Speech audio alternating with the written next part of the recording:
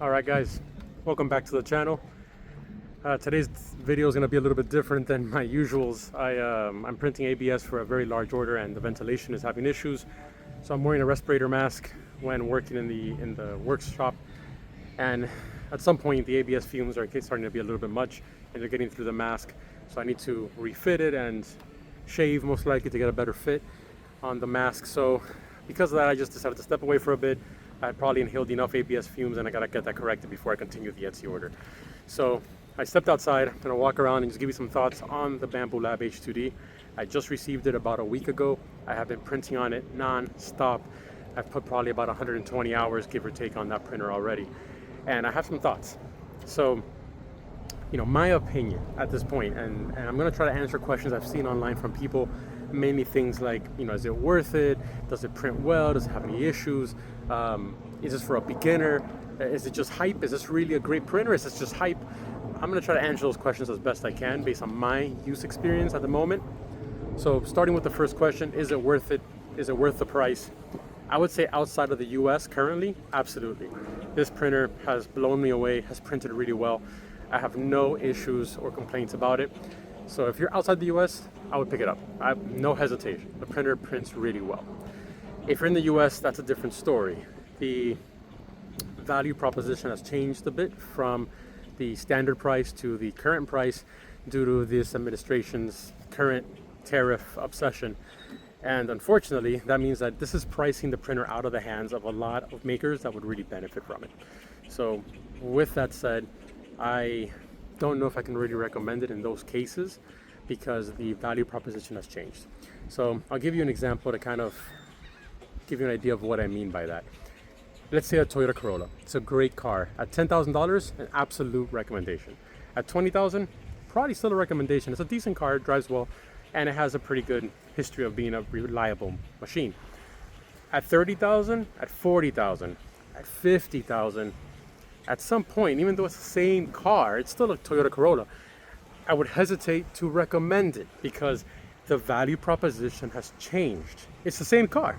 The car has not changed, but the price I can purchase it at has changed, which means the value there is different. So in the US, I would say it'll vary.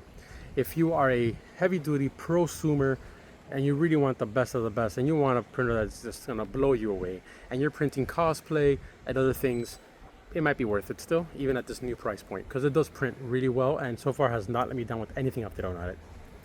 If you are selling things on Etsy and you're making money from your printer, I think that would be another situation where, yes, it might be worth it if you need the larger build volume, if you're doing cosplay, again, helmets, or you're printing a lot of items and you want more on the bed at the same time. I would say that might be a situation where that would be worth it.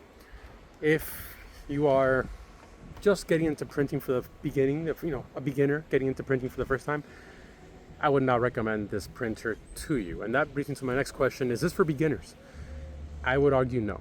This printer has a lot of great features. This printer, I think, does a great job of walking you through the setup, walking you through getting your filaments set up.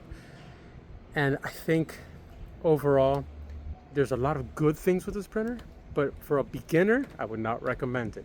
I would recommend either an A1 from Bambu Lab if you want to get into that ecosystem. Very good printer, even at the new price, probably still worth it. If you want to get into multi-material, then definitely the A1.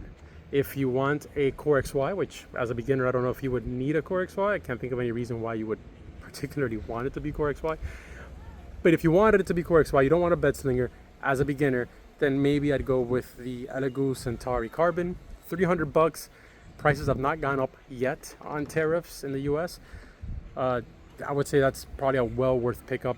It doesn't have multi-material, at least not yet, but overall prints really, really well from what we've heard so far. And at $300, it's hard to go wrong. So I'd probably recommend those to a beginner before I recommend the Bambu Lab H2D, for example. Is it hype? Honestly, this printer prints well. It prints well. I have no complaints about this printer.